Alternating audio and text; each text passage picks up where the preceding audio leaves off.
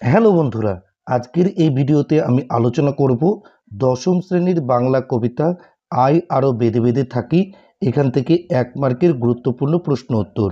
এর আগের ভিডিওতে আই আরও বেঁধে বেঁধে থাকি কবিতাটি বিস্তারিতভাবে আলোচনা করেছি। তোমরা ভিডিওটি অবশ্যই দেখে নিও, তাহলে প্রশ্নের উত্তর করতে তোমাদের সুবিধা হবে। ঠিক আছে, তাহলে চলো শুরু করি আজকের প্রথম প্রশ্ন। দেখো প্রথম প্রশ্ন কি বলেছে। আই আরও বেঁধে বেঁধে থাকি কবিতায় আমাদের বলতে কাদের কথা বলেছেন? কবি শঙ্খ ঘোষ তার কবিতায় আমাদের বলতে দেশকালের সীমা অতিক্রম করে সাম্রাজ্যবাদী ও হানাদারি শত্রুর হাতে আক্রান্ত সাধারণ মানুষের কথা বুঝিয়েছেন। 2 নম্বর প্রশ্ন দেখো কি বলেছে। আমাদের ডান পাশে ও বাঁ পাশে কি আছে বলে মনে করেন? শঙ্খ ঘোষ রচিত আই আরও বেঁধে বেঁধে থাকি কবিতায় কবি বলেছেন আমাদের ডান পাশে ধস এবং বাঁয়ে গিরিখাত আছে। 3 নম্বর প্রশ্ন, ডান পাশে ধস ও বাঁয়ে গিরিখাত বলতে আসলে কবি কি বুঝিয়েছেন? কবি শঙ্খ ঘোষ আই আরও বেঁধে বেঁধে থাকি কবিতায় ডান পাশে ধস ও বাঁয়ে গিরিখাত বলতে আসলে মানুষের পদে পদে বিপদ এবং পতনের আশঙ্কার কথা ব্যক্ত করেছেন। 4 নম্বর প্রশ্ন, আমাদের মাথায় বোমারো বলতে কি বলা হয়েছে? যুদ্ধবাজ সাম্রাজ্যবাদী শক্তি যেমন বোমারো বিমান থেকে অতর্কিতে আক্রমণ চালায়, তেমনি আচমকা আক্রমণে মানুষের জীবন আজ বিপন্ন। কবিতায় সেই বিপন্নতার কথাই বলা হয়েছে। 5 নম্বর প্রশ্ন দেখো, আমাদের পথ নেই আর, তাহলে আমাদের করণীয় কি? কবি শঙ্খ ঘোষ রচিত আই আরও বেঁধে বেঁধে থাকি কবিতায় কবি বলেছেন মানুষের চলার পথে প্রতি মুহূর্তে প্রতিকূলতা এবং সেই মুহূর্তে সকলকে বেঁধে বেঁধে থাকতে হবে।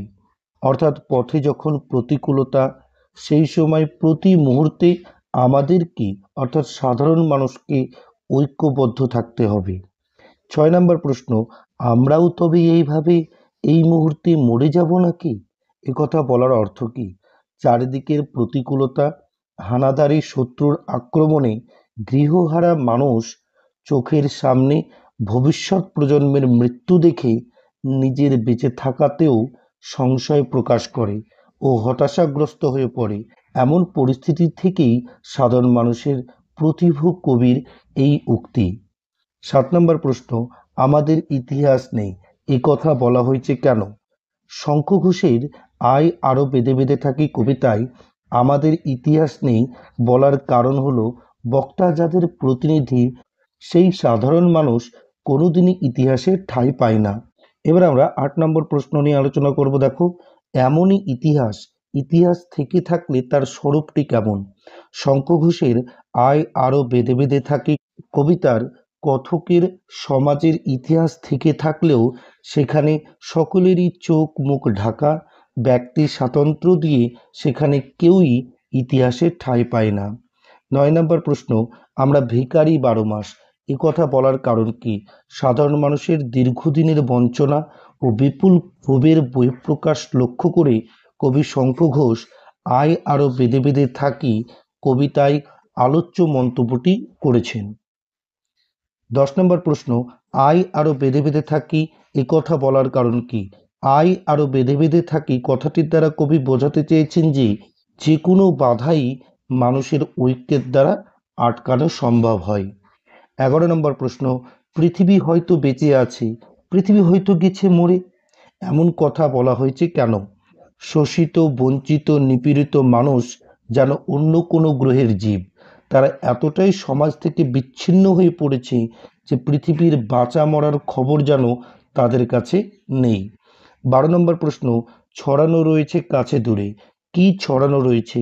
শঙ্খ ঘোষ রচিত আই আরও বেঁধে বেঁধে থাকি কবিতায় কথকের বিবৃতি অনুযায়ী কাছে দূরে মানব শিশুর মৃতদেহ ছড়ানো রয়েছে। 13 নম্বর প্রশ্ন, পায়ে পায়ে হিমানির বাঁধ, হিমানির বাঁধ বলতে কবি কি বুঝিয়েছেন? হিংসার উন্মত্ততা সাধারণ মানুষের বেঁচে থাকাকে দুঃসহ করে তুলেছে।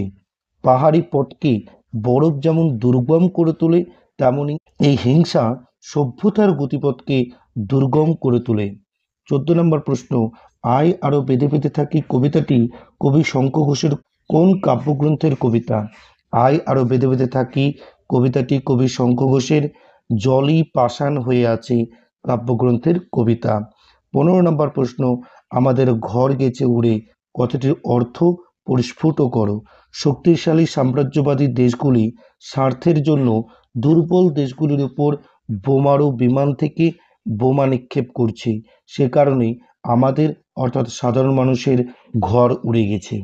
ভিডিওটি ভালো লাগলে অবশ্যই একটি লাইক করে দিও এবং বন্ধুদের মধ্যে শেয়ার করে দিও।